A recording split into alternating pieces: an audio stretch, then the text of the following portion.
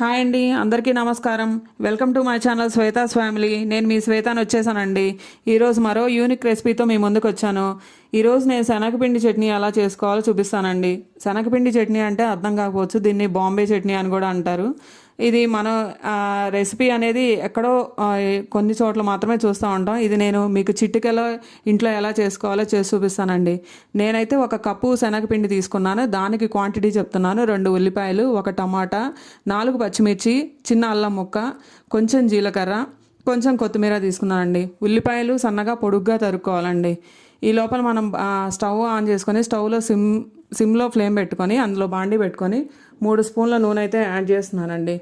ఇందులోనే కొంచెం జీలకర్ర యాడ్ చేస్తున్నాను. ఇవన్నీ దోరగా బాగా వేగాలండి. ఈ రెసిపీని అయితే మనం ఎక్కడ ఫంక్షన్స్లోనో లేదా కొన్ని రెస్టారెంట్లు మాత్రమే చేస్తాయండి. ఎందుకంటే ఇది హాట్గా సర్వ్ చేసుకోవాలి. ఈ సన్నగా తరిగి పెట్టుకున్న ఉల్లిపాయలు అనేది యాడ్ చేశానండి. ఇవన్నీ బాగా దోరగా వేగాలి. మనం కొంచెం కదుపుతూ ఉండాలి. ఎందుకంటే ఉల్లిపాయలు వేగకపోతే మాత్రం టేస్ట్ అనేది రెసిపీ అనేది టేస్ట్ బాగుండదు. కొంచెం త్వరగా వేగడానికి నేనైతే కొంచెం సాల్ట్ యాడ్ చేస్తున్నాను. బాగా వేగాయండి. ఈ రెసిపీకి మనం కారం ఏమి యాడ్ చేయమండి, పచ్చికారమే దీని టేస్ట్. ఉల్లిపాయలు బాగా మగ్గాయి అనుకున్న తర్వాత సన్నగా కట్ చేసుకున్న టమాటా ముక్కల్ని యాడ్ చేశాను. ఇవి కూడా బాగా వేగాలి. కొంచెం కదుపుతూనే ఉండాలి. ఇవి వేగే లోపల మనం ముందుగా సిద్ధం చేసుకున్న పచ్చిమిరకాయలు, అల్లం, అందులోనే కొంచెం రుచికి తగ్గట్టు సాల్ట్, కల్లుప్పు తీసుకున్నానండి. ఈ మిశ్రమాన్ని అయితే మిక్సీ జార్లో వేస్తున్నాను. అల్లం పచ్చిమిర్చి కొంచెం నోటికి తగలాలి అనుకునే వాళ్ళు కచ్చాపచ్చాగా వేసుకోండి. కాదు మాకు పిల్లలు ఉన్నారు, ఫైన్ పేస్ట్గా కావాలి అనుకునే వాళ్ళు కొంచెం ఫైన్ పేస్ట్గానే వేసుకోండి. ఈ లోపల కొంచెం పసుపు అయితే యాడ్ చేశానండి. ఇవన్నీ బాగా దోరగా వేగాలి. ఈ వేగిన తర్వాత మనం అల్లం, పచ్చిమిరపకాయల పేస్ట్ అయితే యాడ్ చేస్తున్నాను. ఇవి కూడా బాగా వేగాలండి.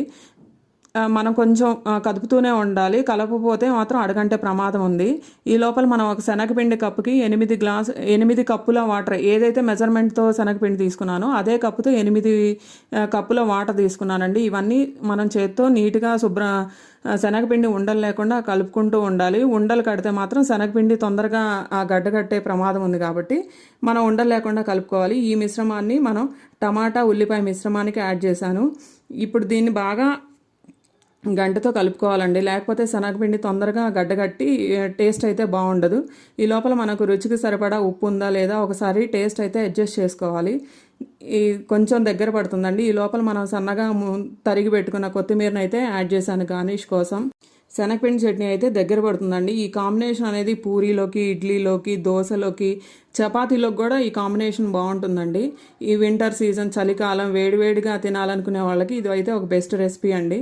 శనగపిండి చట్నీ అయితే దగ్గర పడిందండి. ఇప్పుడు వేడివేడి హాట్ శనగపిండి చట్నీ ఆర్ బొంబాయి చట్నీ రెడీ అయిపోయింది. మేమైతే దోశతో సర్వ్ చేసామండి.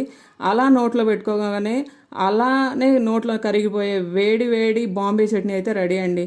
Thank you.